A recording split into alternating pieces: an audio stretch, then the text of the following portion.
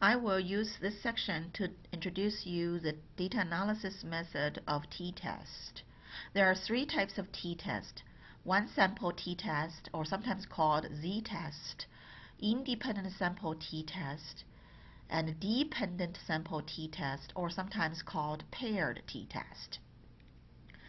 I'm going to go to the virtual lab SPSS now, and then to introduce you the three types of t-tests and how are they going to be used and how are they going to be interpreted to help decision making. For example, if I wanted to know whether there is a difference between Horizon students' weight and the national average weight, I will use one sample t-test or z-test, because in this situation, the dependent variable is weight. Children's weight is dependent upon whether you are in Horizon High School or you are on a national average. So the one sampled or z-test, one sample t-test refers to there is only one sample that the researcher collect data.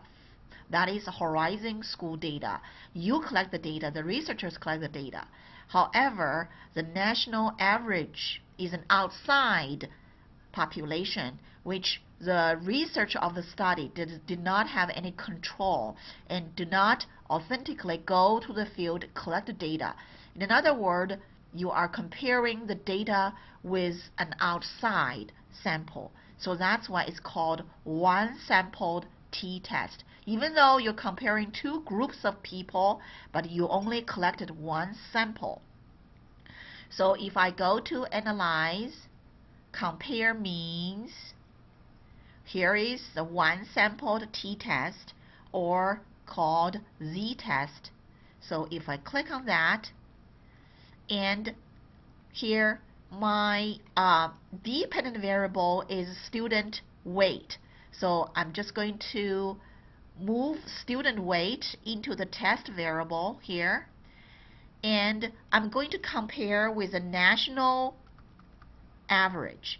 So in this case, for example, if I wanted to compare with the national average, I checked the high school students' national average is 167 pounds, for example, and the research hypothesis for this will be there is a statistical significant difference on average weight between Horizon high school students and the national high school students, or high school students in the U.S.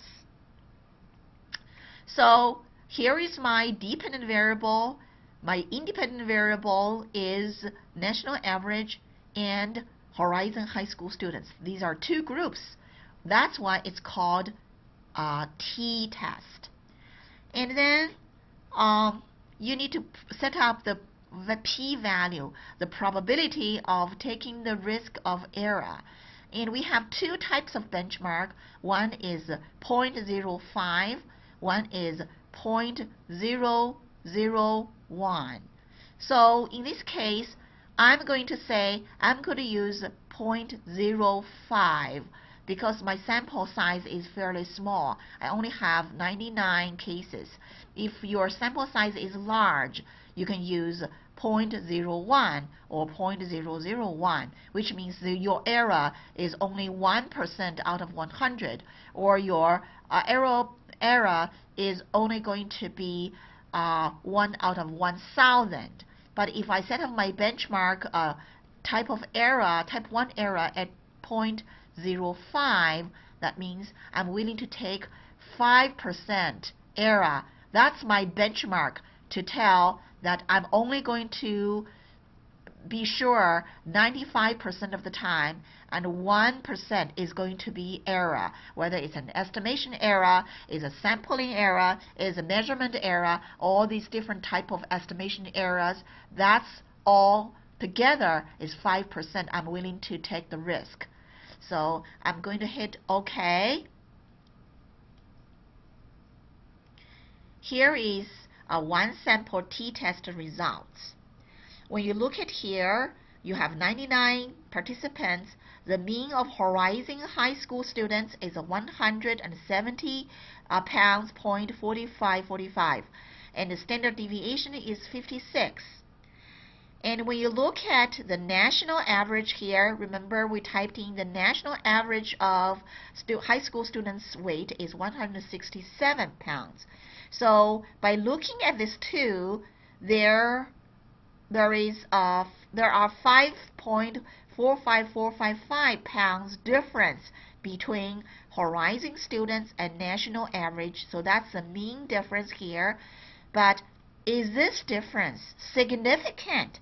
That's the hypothesis where we did. So is this difference, is 3.45 pounds, always going to be the case? What is the error chance of this difference, this weight gap? By looking at the p-value, the p-value is the probability of type 1 error. So if the p-value is large, that means the error is large. If the probability of error is small, that means the error is small. The chance of making estimation error is small. In this case, in this horizon weight comparison case, the p-value, the probability of making error, is 0.541. That means 100 times there is going to be 54 times this is going to be the other way round. So remember our p-value is set at 0.05.